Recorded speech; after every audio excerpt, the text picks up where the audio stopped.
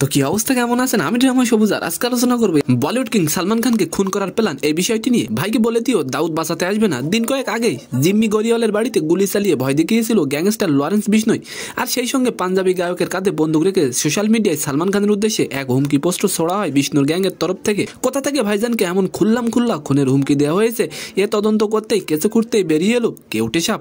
গত শনিবার সালমান খানকে আবারও খুনির হুমকি দেওয়ার পর মহারাষ্ট্রের পুলিশ প্রশাসনের উদ্যোগ আরও বেড়ে যায়। চলতি বছরের জানুয়ারি মাস থেকে ভাইজানের নিরাপত্তা বাড়িয়ে দিয়েছে মহারাষ্ট্র সরকার। বুলেট প্রুফ গাড়িতে চলাফেরা করেন ভাইজান, সাথে সবসময় বডিগার্ড। বিষ্ণু গ্যাংয়ের তরফ থেকে এর আগেও সালমান খানকে খুনের হুমকি দেওয়া হয়, তবে এবার বিদেশির সঙ্গে এর যোগসূত্র খুঁজে পেলে মুম্বাই পুলিশ।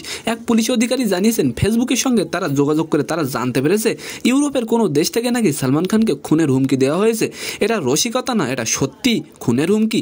সম্প্রতি জিম্মি গরিওয়ালের বাড়ির সামনে হামলা চালানোর পর ফেসবুকে সালমান খানকে উদ্দেশ্য করে বিষ্ণু জানান, ভেবো না যে দাউদ তোমাকে বাঁচাবে। সালমান খান, এবার তুমি আমাদের হাতের নাগালে। এটা তো ট্রেলার, পুরো সিনেমা এখনো বাকি। তো আজকের ভিডিওটি কেমন লাগলো অবশ্যই কমেন্ট বক্সে জানাবেন। আর ভিডিওটি যদি ভালো লাগে অবশ্যই একটি লাইক দিয়ে আমাদের চ্যানেলটিকে সাবস্ক্রাইব করে দিবেন। ধন্যবাদ।